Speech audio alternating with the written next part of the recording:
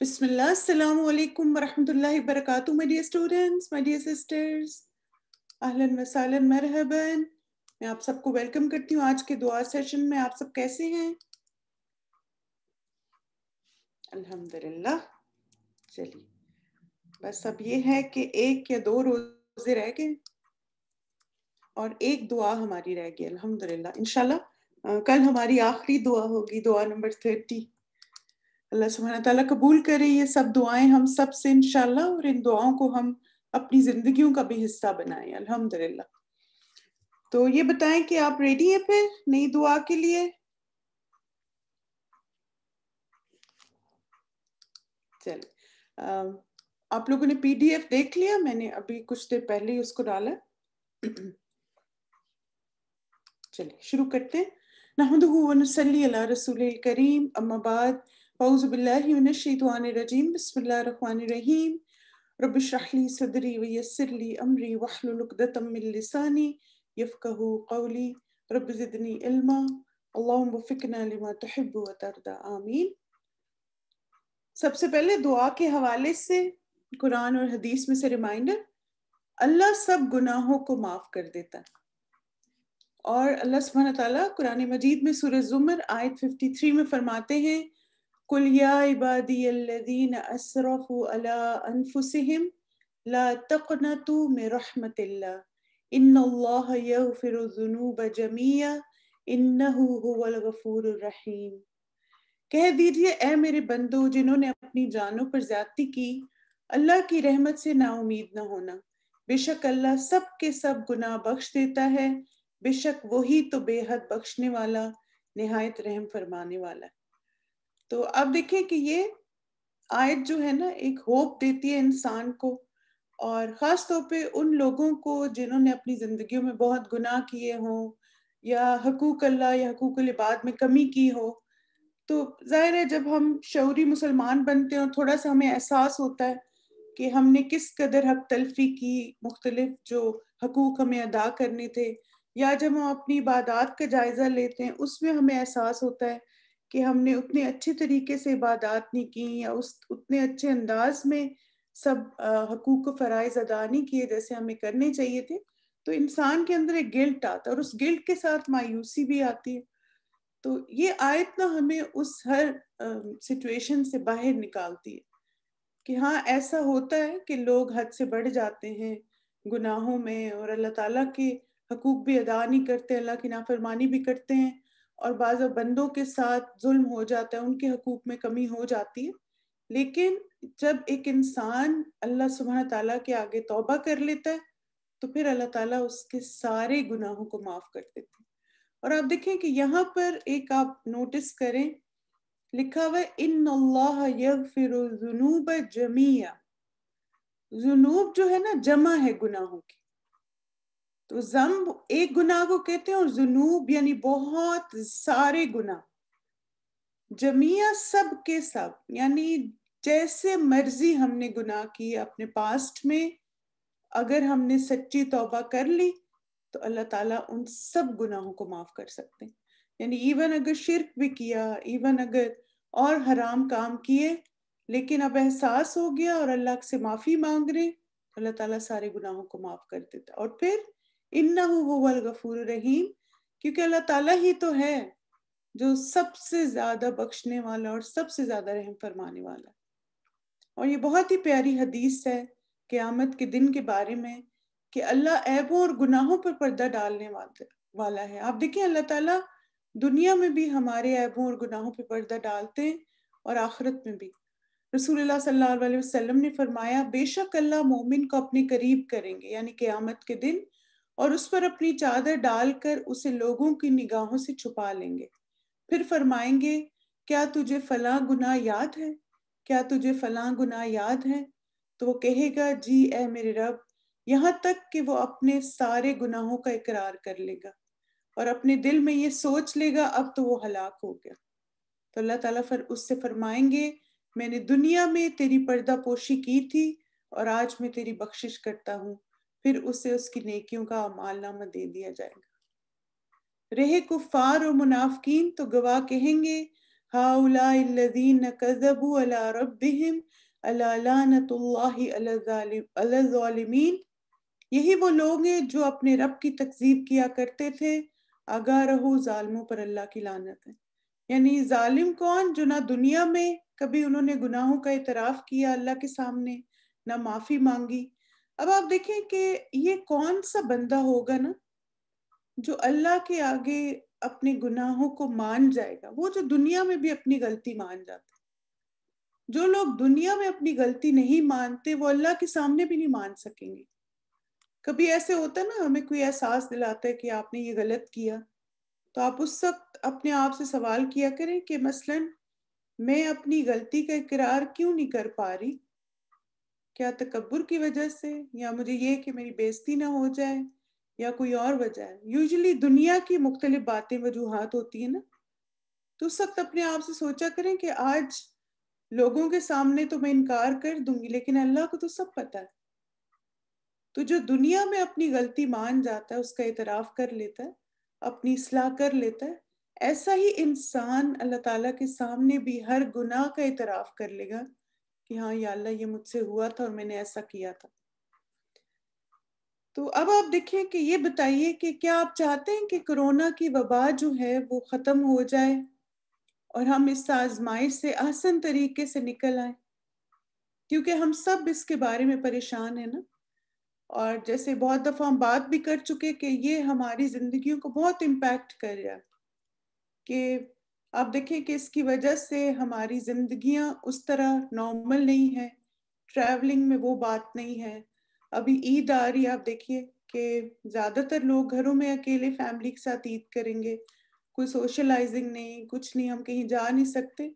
ظاہر ہے آپ دیکھیے کہ احتیاط تو ضروری ہے نا، اور پھر اس میں یہ ہوتا ہے کہ یہ چونکہ اس طرح کی بیماری ہے کہ کسی کو بھی پتہ نہیں چلتا کون پازیٹیو ہے جب تک وہ سمٹمز کچھ دن کے بعد ظاہر ہوتے ہیں۔ تو احتیاط کا تقاضا یہی ہے کہ جب تک مکمل یہ چیز نہ ختم ہو جائے، آپ بھی احتیاط کریں اور اپنی فیملی کو بھی سمجھائیں، کیونکہ آپ دیکھیے کہ بعض دفعہ لوگ ایموشنل ہو کے اور پھر ان چیزوں میں آ کے آپ ورچوئل کر لیں نا، زوم پہ۔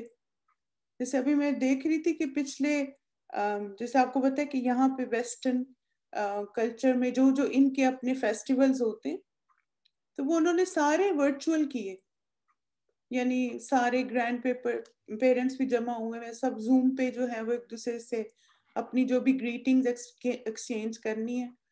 تو سیف یہی ہے نا۔ تو بہرحال آپ دیکھیے کہ یہ بیماری ہمیں امپیکٹ بھی کر رہی ہے، اور لائف بھی جو ہے وہ درم بھرم ہوئی ہوئی ہے، بہت ساری چیزیں ہم نہیں کر پا رہے اس کی وجہ سے۔ ہم سب چاہتے ہیں کہ یہ وبا بھی ختم ہو جائے اور ہم اس آزمائش سے بھی نکل آئیں انشاءاللہ۔ کچھ باتوں کو انڈرسٹینڈ کرنا ضروری ہے، اور وہ کیا ہے؟ پہلی بات تو یہ کہ اللہ سبحانہ تعالیٰ نے ہمیں اپنی عبادت اور اطاعت کے لیے پیدا کیا۔ ہماری زندگی کا ایک مقصد ہے، اللہ تعالیٰ نے ایک مقصد کے لیے ہمیں اس دنیا میں بھیجا ہے، اور وہ مقصد کیا ہے؟ کہ سب سے پہلے کہ اپنے رب کو پہچانیں۔ اور رب کو کیسے پہچانیں گے؟ قرآن اور حدیث کو پڑھ کے، کہ وہ رب کون ہے جس نے مجھے بنایا، اور اس نے مجھے کیوں بنایا، اس دنیا میں کیوں بھیجا۔ جیسے مجھے یاد ہے کہ بہت پہلے ایک استاذہ کا لیکچر تھا مقصد زندگی پہ، تو اس میں ایک جملہ جو مجھے بہت کلک کیا تھا وہ یہ تھا کہ اگر کوئی مشین ہم لے کر آتے ہیں نا، ایون آپ جوسر ہی لے کر آتے ہیں، تو اس کے ساتھ بھی ایک مینول ہوتا ہے، اور وہ کیا بتاتا ہے کہ اس جوسر کو استعمال کیسے کرنا ہے۔ تو انسان اگر اپنی بنائی ہوئی ایک چھوٹی سی چیز کے لیے بتاتا ہے کہ اس کا مقصد کیا ہے اور آپ نے اس کو فالو کرنا ہے اگر آپ اس سے فائدہ اٹھانا چاہتے ہیں، تو یہ کیسے ہو سکتا ہے کہ اللہ نے بندے کو بھیج دیا اور ساتھ بتایا نہیں کہ وہ زندگی کیسے گزارے؟ تو اللہ نے ہمیں بنایا، اور پھر اللہ تعالیٰ نے انبیاء کو بھیجا، ہمارے لیے کتابیں بھیجی، احکامات بھیجے کہ اب تم اس دنیا میں آ گئے ہو، تم نے یہاں پر رہنا کس طریقے سے ہے۔ تو طریقہ زندگی ہمیں قرآن بتاتا ہے بالکل۔ تو اس لیے آپ دیکھیے کہ ایسے نہیں ہے کہ بس چھوڑ دیا گیا جیسے مرضی کرو، نہیں، ہمیں طریقے بتائیں گے، اور قرآن اسی لیے نازل ہوا، نبی صلی اللہ علیہ وسلم اسی لیے آئے کہ وہ ہمیں بتائیں کہ زندگی گزارنی کیسے۔ اور وہ زندگی ایک عام زندگی نہیں ہے، وہ ایک کامیاب زندگی ہے۔ اور کیونکہ آپ دیکھیں، آپ کسی بھی چیز کو لے لیں، آپ کسی لیپ ٹاپ کو لے لیں، آپ فریج کو لے لیں، آپ ٹی وی کو لے لیں، کوئی بھی چیز آپ لاتے اس کے ساتھ ایک مینول ہوتا ہے، اور آپ کیا کہتے ہیں، اچھا دیکھو ذرا مینول میں کیا لکھا ہوا ہے. ہاں ایگزیکٹلی، ڈوز اینڈ ڈونٹس بھی ہوتے ہیں. ہر چیز کے ساتھ آپ کو پریکاشنس نہیں بتائے جاتے کہ مثلاً پانی، اگر آپ کا جو آپ کی وائر ہے اس پہ پانی نہ لگائیں، اس کو فائر کے پاس نہ رکھیں، یہ نہ کریں، وہ نہ کریں. تو اسی طرح ہمیں قرآن اور سنت میں بتا دیا گیا کہ یہ سارے کام کریں تو سکسیسفل ہو جائیں گے، یہ سارے کام چھوڑیں تو بھی سکسیسفل ہوں گے، لیکن اگر ڈونٹس ہوں گے لائف میں تو پھر ہر جگہ ڈس اپوائنٹمنٹس ہیں. اب آپ دیکھیں کہ ہوتا یہ کہ بعض دفعہ ہم جب دنیا میں بہت زیادہ مشغول ہو جاتے ہیں نا، یعنی ٹو مچ انٹو دنیا دنیا دنیا، اور یہ اسکیجول اور وہ اسکیجول، اور بچوں کے اسکیجولز اور ہسبینڈ کے اور فیملی کے وزٹس، اور پتہ نہیں کیا کچھ ہماری لائف میں ہوتا ہے. اور چونکہ ہم مسلمان بھی ہیں الحمدللہ، یہ ہمارے اندر احساس رہتا ہے کہ ہمیں نمازیں بھی پڑھنی ہیں، روزے بھی رکھنے ہیں، زکوٰۃ بھی دینی ہے، حج پہ بھی جانا ہے. لیکن کیا ہوتا ہے کہ ہم عمل کرتے ہوئے نا احسان کا درجہ بھول جاتے ہیں، اور وہ ہماری ساری عبادات اور ساری چیزیں نا they become more like a routine, ایک روٹین کی چیز بن جاتی. اور وہ بھی کیا ہوتا ہے کہ اس میں کوئی کوالٹی نہیں ہے. وہ نماز بھی پڑھ رہے ہیں تو دنیا کے کام سوچ رہے ہیں، اور بعض لیٹ کر رہے ہیں نمازوں کو، اور بہت ساری چیزیں. اور پھر آپ دیکھیں کہ جب ہم ایسا کرتے رہتے ہیں نا تو پھر اس کا نتیجہ کیا ہوتا ہے کہ ہماری روحانیت میں کمی ہونا شروع ہو جاتی، ہماری جو اسپریچویلٹی ہے نا وہ افیکٹ ہونا شروع ہو جاتی، اور ہم اس کے اثرات اپنی زندگی میں محسوس کرنا شروع کر دیتے ہیں. اب آپ دیکھیے کہ یہ جب کووڈ آیا تو کیا ہوا، اصل میں تو یہی تھا نا کہ ہم اتنا زیادہ دنیا دنیا دنیا میں بزی تھے کہ آپ دیکھیں کہ جو لوگوں کی لائف تھی، آپ 2019 دیکھیں، کیونکہ ظاہر ہے 2020 تو پورا ہی ایسا تھا نا، یعنی بچوں کے پاس ماں باپ کے لیے ٹائم نہیں ہے، ماں باپ کے پاس بچوں کے لیے وقت نہیں ہے، یعنی ہر ایک کی اتنی ٹائٹ سکیجول کہ ایک دوسرے کی شکلیں بھی نہیں نظر آتی تھی. اور پھر اتنی دنیا دنیا دنیا، اور پھر لوگ مسجدوں میں نہیں جا رہے، مسجد میں اٹینڈنس نہیں ہے، کچھ بھی نہیں کر رہے، بس دنیا ہی ہر جگہ چھائی ہوئی ہے. اور پھر آپ دیکھیں کیا ہوا، ایک دم سے فل سٹاپ ٹو ایوری تھنگ. یعنی بعض دفعہ لوگ کہتے ہیں نا کہ مثلا مسجد میں جا نہیں سکتے، مسجدیں بند ہو گئی، تو ہمیں یہ سوچنا چاہیے کہ مسجد کیوں بند ہوئی ہے، ہمارے اعمال کی وجہ سے. وہ اللہ کا گھر ہے، ان کو جنت کا باغ کہا گیا، مسجدوں کو جنت کے میوے کہا گیا جو بیٹھ کے اللہ کا ذکر کرتے ہیں مسجد میں. تو کیا ایسا ہم نے کیا کہ وہ مسجدیں ہم پہ بند ہو گئی؟ آپ دیکھیں ہم سے 2 منٹ 5 منٹ کی ڈرائیو پہ مسجد، اور ہم نہیں جا سکتے وہاں، نہ ہم تراویح کے لیے جا سکتے، نہ عید کی نماز کے لیے، نہ جمعے کے لیے. اور وہ بعض ریسٹرکشنز کی وجہ سے جو ہیں وہ لمیٹڈ اٹینڈنس ہے، بہت سارے لوگوں کو دروازے سے واپس آنا پڑتا ہے. وہ بات تو نہیں ہے، لیکن جب ہم جائزہ لیتے ہیں تو ہمیں پتہ چلتا ہے کہ عبادات بھی کمپٹیشن بن گئی تھی. تم نے کتنی تراویح پڑھی اور میں نے کتنی تراویحیں پڑھی، اور ہم تو ہر عید پہ جاتے ہیں، ہم تو افطاریاں کرواتے ہیں. یعنی آپ دیکھیں یہ سب چیزیں نا کاؤنٹ کرتی ہیں کہ ہمارے اعمال میں اخلاص کتنا تھا. ٹھیک ہے ہم نیکیاں بھی کر رہے تھے، کیا وہ مخلص تھی اللہ کے لیے، صرف اللہ کے لیے تھی وہ، اور کیا واقعی ہر عمل ہم اللہ کے لیے کر رہے تھے؟ اس لیے جب انسان بیٹھ کے تھوڑا سا غور و فکر کرتا ہے اور جائزہ لیتا ہے تو پھر اسے سمجھ آتی ہے کہ اللہ تعالیٰ نے ہم پر یہ آزمائش کیوں ڈالی، تاکہ ہم اپنی زندگیوں پہ ذرا غور و فکر کریں کہ ٹھیک ہے مسلمان ہونے کی حیثیت سے بہت سارے تم اعمال تو کر رہے ہو، لیکن ان اعمال میں خلوص کتنا ہے، سب اللہ تعالیٰ کے لیے کتنے ہیں اور دنیا کے لیے کتنے ہیں. یعنی آپ دیکھیے کہ ہر کام میں ایک وہ آ جاتا ہے کہ مجھے اپریشیٹ کیا جائے اور مجھے نوٹس کیا جائے. بالکل ایگزیکٹلی.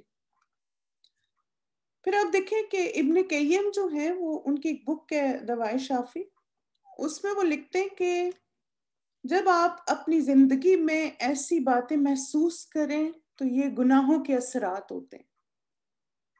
اور وہ کہتے ہیں جیسے معاملات میں تنگی، ایک وحشت کا احساس آپ کو ہوتا ہے، دل اور بدن میں کمزوری، یعنی مختلف جیسے امیونٹی لو ہو جانا، پھر رسک میں تنگی. اور آپ دیکھیے کہ اس کووڈ کی وجہ سے کیا ہم یہ ساری باتیں نہیں محسوس کر رہے؟ یعنی آپ دیکھیے ایک دوسرے سے ڈیل کرنا مشکل ہو گیا، ایون فیملی ممبرز ایک دوسرے کو برداشت نہیں کر پا رہے. اور پھر ایک وحشت کا احساس کب ختم ہوگا، یعنی ڈپریشن بڑھ رہا ہے، سائیکولوجیکل پرابلمز بڑھ رہی ہیں، فائنینشیل ایشوز بڑھ رہے ہیں. پھر آپ دیکھیں کہ یہ جو ہماری مینٹل ہیلتھ ہے اس کی وجہ سے ہمارا دل بھی ویک ہو گیا اور جسم بھی، امیونٹی کتنی ہماری لو ہوگی. ایگزیکٹلی ایک خوف ہر وقت کہ پتہ نہیں میں وہاں گئی تھی مجھے کرونا نہ ہو جائے، اس کو نہ ہو جائے، بچے وہاں گئے ہیں ان کو نہ کچھ ہو جائے، ہسبینڈ ادھر گئے ہیں ان کو نہ ہو جائے. تو اب یہ خوف ہر وقت سر پہ سوار ہے. اور پھر اسی طرح آپ دیکھیں رسک بھی تنگ ہوتا چلا جا رہا ہے. تو اس لیے آپ دیکھیے کہ یہ نا ہمارے گناہ ہوتے، اور پھر ایسے نہیں ہوتا کہ ہم کبیرہ گناہوں میں انوالو ہوں، اس کے بھی ریزنز اور بھی بڑے بڑے، یعنی بہت سارے ابن قیم نے بتائے گناہوں کے اثرات. میں تو کچھ لکھے اس میں، لیکن یہ ہے کہ ہم محسوس کرنا شروع کر دیتے ہیں، یعنی things are not the same. جب انسان کی زندگی میں گناہ، اور آپ دیکھیں گناہ کیا ہے، مثلا نماز وقت پہ نہ پڑھنا، یا کبھی چھوڑ دینا کبھی پڑھ لینا. پھر اسی طرح یہ کہ مثلا اللہ تعالیٰ کے حقوق نہ ادا کرنا، زکوٰۃ نہ دینا، ڈیلے کر دینا اس کو بھی، مختلف بہانے سوچتے رہنا. تو مثلا ہم اللہ تعالیٰ کی اطاعت میں کمی کر رہے ہوتے ہیں. یہ نہیں کہ آپ کسی میجر حرام میں انوالو ہیں، بعض دفعہ یہ چھوٹی چھوٹی باتیں آپ کی زندگی میں، چھوٹے چھوٹے جو گناہ ہیں نا، یہ بھی آہستہ آہستہ مل کے پھر کبیرہ گناہ بن جاتے ہیں. بالکل ایگزیکٹلی کیجول ہوتے ہیں ہم. تو اب آپ دیکھیں کہ ہم کچھ باتیں سیکھتے ہیں کہ سچی توبہ اور استغفار آزمائشوں کو دور کرنے کا ذریعہ. اب دیکھیے ایک چیز جو آپ نے بہت اچھا لکھا کہ کیجول ایٹیٹیوڈ، ایون ابھی بھی آپ دیکھیے کہ یا لوگ ایک خاص ملک کے لوگوں کو بلیم کر رہے ہیں کہ ان کی وجہ سے کرونا پھیل گیا، کچھ لوگ حکومت کو بلیم کر رہے ہیں کہ ہمارے لیے ویکسین نہیں ہے، کچھ لوگ کسی اور کو بلیم کر رہے ہیں. یعنی مسلسل ایک بلیم گیم ہے ہر جگہ. کتنے لوگ ہیں جو یہ سوچ رہے ہیں کہ اس وقت ہمیں سچی توبہ اور استغفار کرنے کی ضرورت ہے، کیونکہ اس سے یہ وبا ہم سے ہٹے گی اور اللہ کی رحمتیں آئیں گی. اب دیکھیں نا کہ اگر اس وقت بھی ہمیں یہ احساس نہیں تو کب ہوگا. یعنی اب ایک نا مجھے لگتا ہے ہمارا ایک رویہ بن گیا ہے کہ ہر بات میں دوسرے پہ الزام ڈال دیں، یعنی خود کسی چیز کی رسپانسبلٹی نہیں لیں. اور مثلا ہمیں نا ہر وقت کوئی نہ کوئی مل جاتا ہے. جیسے آپ دیکھیں ایون ایک ماں کے ہاتھ سے گلاس گر کے ٹوٹ جاتا ہے نا، تو وہ بھی کہے گی اپنے بچے کو، ہاں تم نے آواز کیوں دی مجھے، میرا دھیان ادھر گیا اور ہاتھ سے گلاس گر گیا. یعنی اب آپ دیکھیں کہ ایون ہم گھریلو لیول پر بھی اپنی غلطی نہیں مانتے، ہر بات میں ہم دوسرے کو الزام دیتے. مثلا ہم شاپنگ پہ گئے، وہاں لیٹ ہو گئے، پھر آپ آ کے کہیں گے تم لوگوں نے مجھے دیر کروائی ہے، میں نے، بھئی آپ کو خود نہیں پتا تھا کہ نماز لیٹ ہو جائے گی، تم لوگ اس دکان میں چلے گئے، اس میں چلے گئے، مجھے لیٹ کر دیا ایسے. یعنی آپ دیکھیے رویہ ایک بن گیا ہے. ایگزیکٹلی یعنی ہر بات میں نا دوسرے پہ الزام ڈال دینا. یہ آج گوشت اچھا نہیں بنا، میں نے کہا تھا نا فلاں دکان سے نہیں لانا، اس لیے نہیں اچھا بنا. یعنی اب نہیں اچھا بنا تو کوئی اور بھی وجہ ہو سکتی نا. یعنی ہر چیز میں ہم دوسرے پہ برڈن ڈال دیتے. ایگزیکٹلی. تو اس لیے آپ دیکھیں کہ یہ سچی توبہ کے اگینسٹ چیز ہے، کیونکہ جو انسان واقعی استغفار کرنے والا ہوتا ہے اس کا دل نرم ہوتا ہے اور وہ اپنی غلطیوں کو مانتا ہے اور ان پہ غور کرتا ہے کہ یہ غلطی کیوں ہوئی، یہ کمی کیوں ہوئی، اور پھر ان کی اصلاح کرنے کی کوشش کرتا ہے. سب سے پہلی بات تو یہ ہے کہ استغفار کی کثرت اللہ کی رحمت کو حاصل کرنے کا ذریعہ ہے. الحمدللہ جب ایک انسان کے اعمال نامے میں استغفار کی کثرت ہو تو اس سے اللہ کی رحمت ملتی ہے. اللہ سبحانہ تعالیٰ فرماتے ہیں وَيَا قَوْمِ اسْتَغْفِرُوا رَبَّكُمْ ثُمَّ تُوبُوا إِلَيْهِ يُرْسِلِ السَّمَاءَ عَلَيْكُمْ مِدْرَارًا وَيَزِدْكُمْ قُوَّةً إِلَىٰ قُوَّتِكُمْ وَلَا تَتَوَلَّوْا مُجْرِمِينَ۔ اور اے میری قوم، اپنے رب سے بخشش مانگو، پھر اس کی طرف پلٹ آؤ، وہ تم پر بادل بھیجے گا جو خوب برسنے والا ہوگا، اور تمہیں تمہاری قوت کے ساتھ اور قوت زیادہ دے گا، اور مجرم بنتے ہوئے منہ نہ موڑو۔ تو اب آپ دیکھیں کہ یہاں پر کیا پتہ چلتا ہے کہ اللہ تعالیٰ کی طرف پلٹ آئیں۔ کیا پتہ آپ دیکھیں ایسی بارشیں ہوں کہ ساری سب کچھ دھل جائے اور ختم ہو جائے، ہم اگلے دن اٹھیں اور ہر چیز نارمل ہے۔ اللہ کے لیے کچھ بھی مشکل نہیں ہے۔ ہمارا کام کیا ہے کہ اللہ سے بخشش مانگیں، اس کی طرف رجوع کریں، اللہ تعالیٰ ہم پر خوب اپنی رحمتیں برسائیں گے۔ اور پھر آپ دیکھیں جب انسان استغفار کرتا ہے نا تو اس کو ایک قوت اور ایک انرجی ملتی ہے۔ یہ بھی اس آیت سے پتہ چلتا ہے کہ وہ تمہیں تمہاری قوت کے ساتھ اور زیادہ قوت دے گا، یعنی ہم ایموشنلی اور مینٹلی اور فزیکلی اور اسٹرانگ ہوتے ہیں جب ہم استغفار کرتے ہیں۔ پھر آپ دیکھیں کہ استغفار کی کچھ شرائط ہیں توبہ کی نا، یعنی جب ہم کہتے ہیں اچھا میں اپنے گناہوں کی بخشش اللہ سے چاہتی ہوں تو اس کی 3 شرائط ہیں جو ہمیں بتائی گئی، یعنی سچی توبہ کی۔ اللہ سبحانہ تعالیٰ فرماتے ہیں وَالَّذِينَ إِذَا فَعَلُوا فَاحِشَةً أَوْ ظَلَمُوا أَنفُسَهُمْ ذَكَرُوا اللَّهَ۔ نمبر 1، سب سے پہلے تو جب بھی کوئی گناہ کا ارتکاب کریں تو انہیں اللہ یاد آ جائے، یعنی ان کو یہ احساس ہو جائے کہ یہ گناہ ہے، وَاسْتَغْفَرُوا اللَّهَ، فوراً استغفار کریں۔ کس پر؟ لِذُنُوبِهِمْ، جو بھی انہوں نے گناہ کیے۔ وَمَن يَغْفِرُ الذُّنُوبَ إِلَّا أَنْتَ، کیونکہ اللہ تعالیٰ کے سوا کوئی گناہوں کو معاف نہیں کر سکتا۔ وَلَمْ يُصِرُّوا عَلَىٰ مَا فَعَلُوا وَهُمْ يَعْلَمُونَ، اور جو کچھ انہوں نے کیا ہے اس پر پھر دوبارہ پلٹ کے نہ آئیں۔ یعنی جب آپ توبہ کر لیتے ہیں تو اس کا کیا مطلب ہے کہ اب آپ نے وہ رستہ اور وہ طریقہ دوبارہ نہیں اپنانا۔ جیسے اگر آپ کو لگتا ہے کہ آپ بہت زیادہ ہر وقت آپ کا شکایتی رویہ ہے، ہر وقت آپ کمپلینس کرتے رہتے ہیں، نیگنگ بہت تانے دیتے رہتے ہیں، آپ کہتے ہیں اب میں آئندہ کبھی نہیں کروں گی، پھر آپ آئندہ نہ پلٹیں اس پہ۔ اسی طرح آپ دیکھیں کوئی اگر شراب پیتا ہے تو پھر سچی توبہ کرے تو پھر اب آئندہ کبھی وہ اس کی طرف نہ جائے۔ یعنی یہ توبہ ہوتی ہے کہ جو ہمارے غلط طریقے ہوتے ہیں نا، یہ غلط اعمال ہوتے ہیں، ان کو ہم دوبارہ نہ کریں۔ تو آپ دیکھیں کہ جیسے ہمارے اسلاف کیا کہتے تھے کہ ندامت توبہ ہے اصل میں، یعنی پہلی چیز جو ریکوائرڈ ہے نا توبہ میں وہ کیا ہے؟ ندامت، یعنی اکنالج تو کریں کہ میں گناہ گار ہوں۔ ہم تو اپنے آپ کو گناہ گار ہی نہیں سمجھتے، ہمیں لگتا ہے ہم بالکل پرفیکٹ ہے، میں نے تو کچھ نہیں کیا، میں تو نمازیں بھی پڑھتی ہوں، میں تو دعائیں بھی مانگتی ہوں، تو روزے بھی رکھتی ہوں، میں نے یہ بھی کیا، میں نے وہ بھی کیا، میں نے کسی کے ساتھ ایسے نہیں کیا ویسے نہیں کیا۔ یعنی ہم تو مانتے نہیں کہ ہم سے کسی چیز میں کوئی کمی ہو سکتی، تو یہ ندامت نہیں ہے۔ سب سے پہلے تو نادم ہو کہ ہاں یا اللہ مجھ سے کمی ہو سکتی، کوتاہی ہو سکتی ہے کیونکہ میں انسان ہوں، اور پھر اس کے بعد رویے اور عمل میں تبدیلی بھی آئے۔ یہ اصل میں توبہ ہے کہ پہلے ایکسیپٹنس، پھر اس کے بعد آپ کے اندر چینج بھی آئے۔ آپ دیکھیں یہ توبہ نہیں ہے کہ میں کہوں ہاں یہ بہت، غیبت جو ہے نا کبیرہ گناہ ہے، اور پھر اگلے 2 منٹ بعد میں کسی کی غیبت کر رہی ہوں۔ میں کہوں جھوٹ جو ہے نا کبیرہ گناہ ہے، اور پھر کسی سے بات کرتے ہوئے ساری باتیں جھوٹ ہیں۔ تو یہ ندامت نہیں ہے۔ ندامت کیا ہے کہ پہلے ہم گناہ کا اعتراف کریں اللہ کے آگے، اور پھر ہمارے رویے اور عمل میں تبدیلی بھی آئے، ہم ایک نئے انسان بنے، ہماری لائف سٹائل میں چینج آئے۔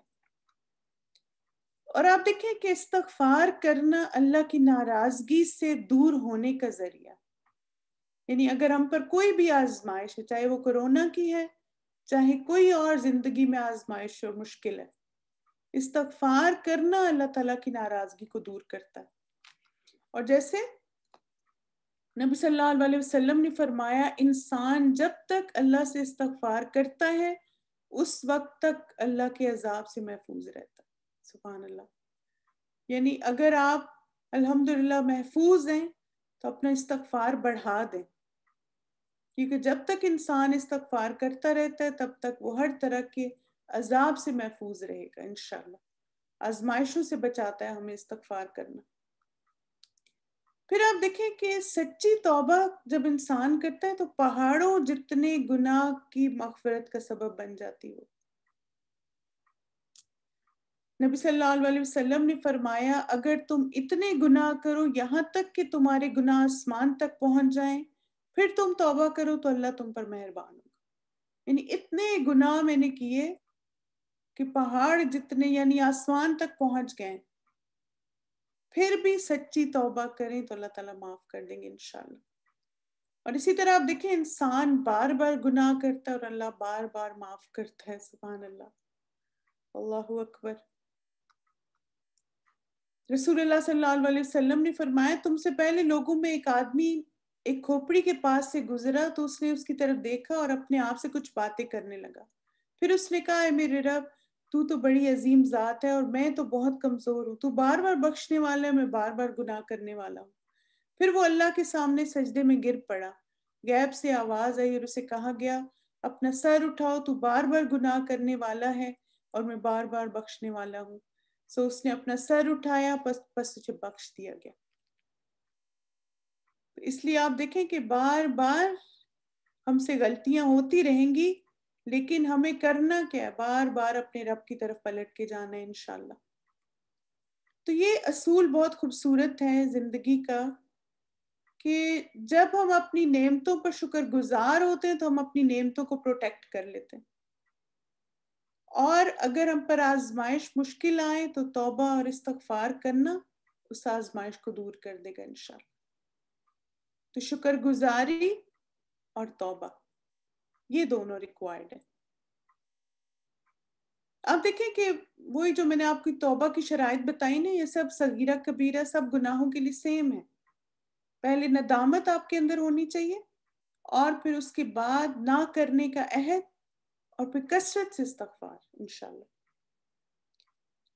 تو آج کی جو دعا ہے یہ اللہ کے سامنے گناہوں کا اعتراف اور ان کی معافی کی دعا ہے، کیونکہ آپ دیکھیں کہ ہمیں اللہ تعالیٰ کے سامنے ایکنالج کرنا ہے کہ یا اللہ میں غلط ہوں اور مجھ سے غلطیاں ہوئی ہیں۔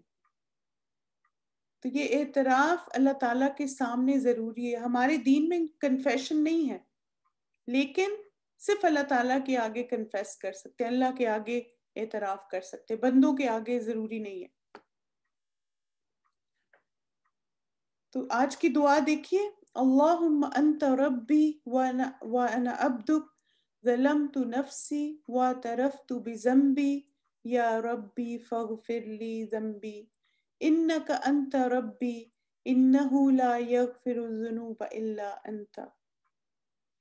اے اللہ آپ میرے رب ہیں اور میں آپ کا بندہ ہوں، میں نے اپنی جان پر ظلم کیا، مجھے اپنے گناہوں کا اعتراف ہے۔ اے میرے رب بس میرے لیے میرے گناہوں کو معاف فرمائیں، بے شک آپ ہی میرے رب ہیں، کیونکہ آپ کے علاوہ کوئی بھی گناہوں کو معاف نہیں کر سکتا۔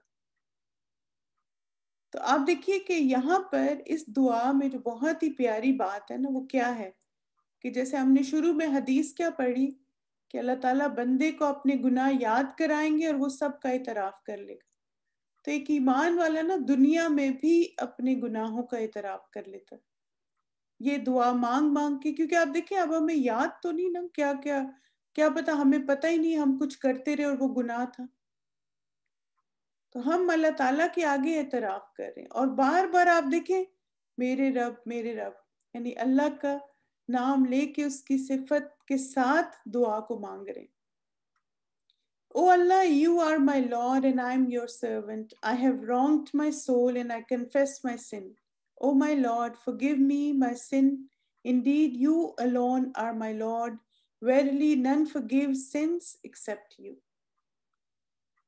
اس کے بارے میں دو مجھے روایات ملی ہیں اور دونوں مسند احمد کی ہیں الحمدللہ، کہ سیدنا علی ابن طالب رضی اللہ عنہ سے روایت ہے کہ نبی اکرم صلی اللہ علیہ وسلم نماز کے آغاز میں اللہ اکبر کہتے پھر یہ کہتے تھے، یعنی نبی صلی اللہ علیہ وسلم اس دعا کو کب مانگتے تھے؟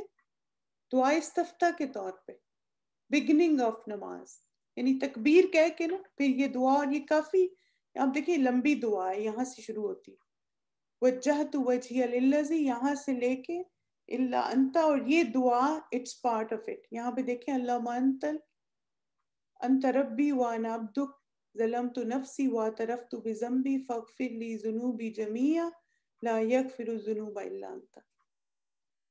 پھر آپ دیکھیں ایک اور بھی اس کے بارے میں روایت آتی ہے کہ ابو ہریرہ رضی اللہ عنہ فرماتے ہیں کہ سب سے زیادہ مناسب دعا یہ ہے کہ آدمی یوں کہے، یعنی صرف یہی پارٹ جو دعا کا ہے، اللہم انت ربی وانا عبدک ظلمت نفسی واعترفت بذنبی یا ربی فاغفر لی ذنبی انک انت ربی انہ لا یغفر الذنوب الا انت. تو اس کا لفظی ترجمہ دیکھتے ہیں انشاءاللہ. اللہم انت ربی، اے اللہ آپ میرے رب ہیں، وَأَنَا عَبْدُكَ اور میں آپ کا بندہ ہوں، ظَلَمْتُ نَفْسِي وَاعْتَرَفْتُ بِذَنبِي، بہت ہی زبردست بات ہے، میں نے اپنی جان پہ ظلم کیا. اب دیکھیں ظلم کیا ہوتا ہے؟ حقوق میں کمی کرنا، کہ ہم اقرار کر رہے ہیں کہ یا اللہ یا تو میں نے حقوق اللہ میں کمی کی ہے یا حقوق العباد میں کمی کی ہے. مجھے اپنے گناہوں کا اعتراف ہے کہ یا اللہ ہاں میں نے کیا ہوگا، کچھ نہ کچھ کمی کی ہوگی میں نے. یا ربی فاغفر لی ذنبی، اے میرے رب بس میرے لیے میرے گناہ کو معاف فرمائیں. انک انت ربی، بے شک آپ ہی میرے رب ہیں. انہ لا یغفر الذنوب الا انت، کیونکہ آپ کے علاوہ کوئی بھی گناہوں کو معاف نہیں کر سکتا. اب دیکھیں دعا جو ہے نا آپ دونوں طرح مانگ سکتے ہیں. نبی صلی اللہ علیہ وسلم نے دعا میں ہاتھ اٹھائے بھی اور دعا اور ہاتھ اٹھائے بغیر بھی دعا مانگی. اصل میں جو دعا میں چیز ریکوائرڈ ہے نا وہ اخلاص اور یقین ہے. ایک تو یہ کہ صرف اللہ سے دعا مانگی جائے اور دوسرا پورے یقین سے مانگی جائے. تو ہاتھ نہ بھی اٹھائیں تو کوئی حرج نہیں. بہرحال یہ کہ وہی بات ہے کہ کوئی اسپیشل اوکیزن ہے تو ہاتھ اٹھا کے بھی دعا مانگے نماز کے بعد وغیرہ، اور اس کے علاوہ چلتے پھرتے بھی دعائیں مانگے. تو چلیے انشاءاللہ اب اس دعا کی ریسائٹیشن سنتے ہیں تاکہ آپ اپنا تلفظ درست کر لیجئے ساتھ ساتھ. بسم اللہ. اللهم أنت ربي وأنا عبدك ظلمت نفسي واعترفت بذنبي يا رب فاغفر لي ذنبي إنك أنت ربي إنه لا يغفر الذنوب إلا أنت. اللهم أنت ربي وأنا عبدك ظلمت نفسي واعترفت بذنبي يا رب فاغفر لي ذنبي إنك أنت ربي إنه لا يغفر الذنوب إلا أنت.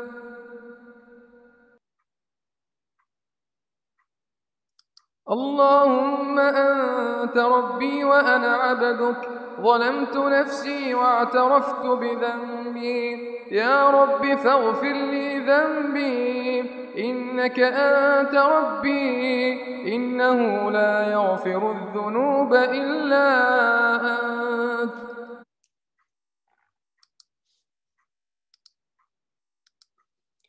چلیے الحمدللہ ہماری آج کی دعا کمپلیٹ ہوگی. اللہ کا شکر ہے، احسان ہے الحمدللہ. اللہ سبحانہ تعالیٰ سے دعا ہے کہ اللہ تعالیٰ ہم سب کے صغیرہ اور کبیرہ گناہوں کو معاف کرے، اور اللہ تعالیٰ ہمارے گناہوں کی وجہ سے ہماری آزمائش نہ کرے. اور اگر ہم پر کوئی آزمائش مشکل آئی بھی ہے تو اللہ تعالیٰ ہمیں ایسی توبہ اور ایسے استغفار کرنے کی توفیق عطا فرمائے کہ اس کی رحمتیں ہم پہ برسیں، ہمارے گناہ معاف ہوں اور ساری آزمائشیں اور مصیبتیں ٹل جائیں. آمین ثم آمین. اللہ سبحانہ تعالیٰ سب بیماروں کو شفا عطا فرمائے. آمین. چلیے انشاءاللہ یہاں پہ اپنے دعا کے سیشن کو کنکلوڈ کرتے ہیں ہم. سبحانک اللہم و بحمدک اشہد ان لا الہ الا انت استغفرک و اتوب الیک. السلام علیکم ورحمۃ اللہ وبرکاتہ.